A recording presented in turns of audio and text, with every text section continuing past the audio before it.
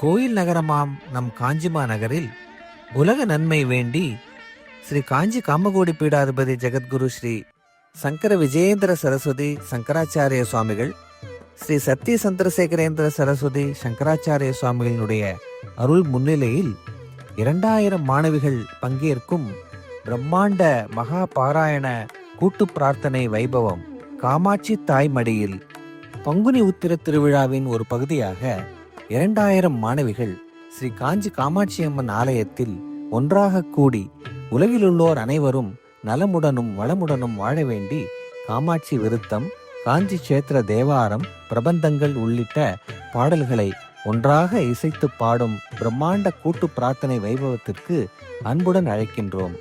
நாள் மார்ச் 28, 2026 சனிக்கிழமை மாலை 2 மணி. அனைவரும் வருக. அம்மன் அருள் பெருக, குரு அருள் பெருக.